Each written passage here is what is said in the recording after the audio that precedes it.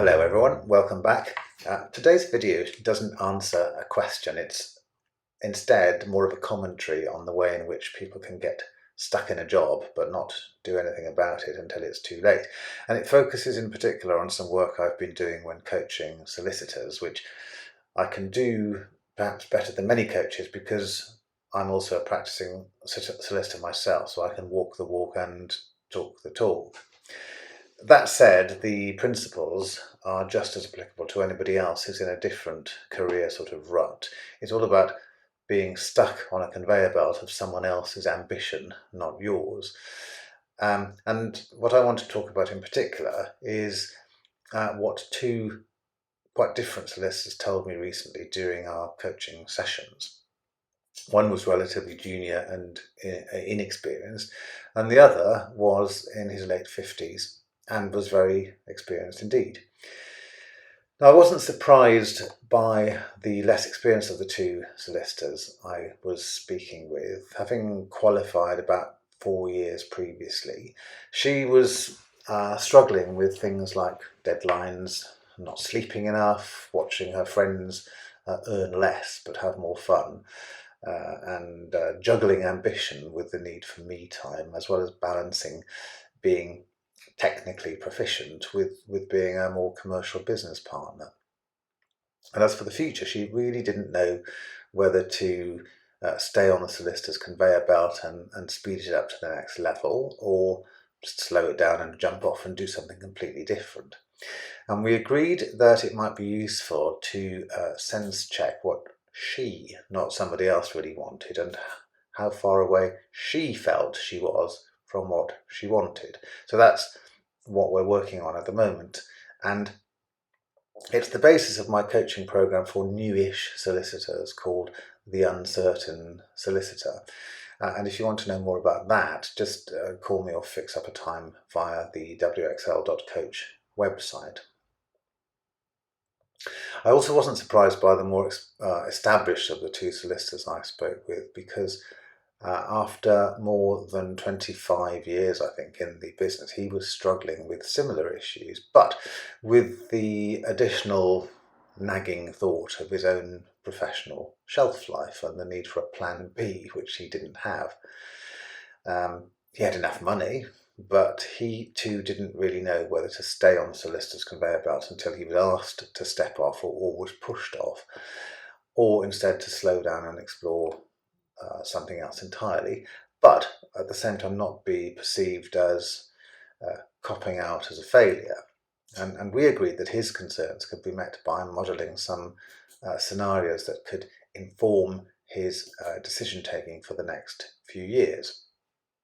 In other words, how could he draw on his experience to do less of being a lawyer or something different, but on his terms? So that's what I'm working on with him, and it's the basis of my other coaching program for more established solicitors called the V2.0 Solicitor. And if you want to know more about that, then again, just call me or fix up a time to speak via Zoom on the wsl.coach website. Now, those are examples of different career belt problems. The first, with the more junior, less experienced lawyer, was curiosity. Let's call that what now. And the second is approaching a career belt milestone, which can happen whenever, but usually later, called what next. And there's nothing wrong with questioning where you are in your career at any time. You can always ask the questions what now or what next. And it's good if you are willing to be coached and empowered to think in that way and to think creatively and to explore your options, because if you don't think creatively like that, and if you don't plan where you're headed, you may well end up somewhere else instead, which could be usefully serendipitous, but it could leave you floundering if you end up where you don't want to be. And this sort of questioning approach works for everybody. You don't have to be a solicitor. It works for anybody who is in a career where there are progress points and perceived elements of success. So picking up on that in relation to solicitors in particular, even solicitors who are focused on the next but one stages in their career can benefit from thinking strategically.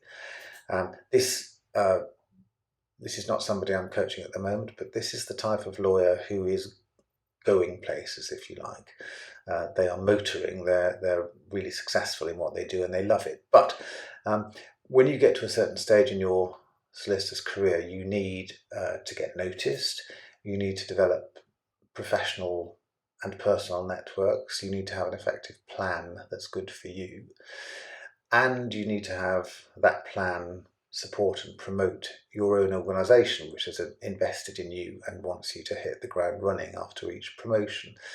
And it's also essential when you get to a certain stage that you understand the politics of promotion, which can be quite tricky, as I found out in my own circumstances on several occasions. And that's the basis of my third programme for solicitors. This is called The Rising Star.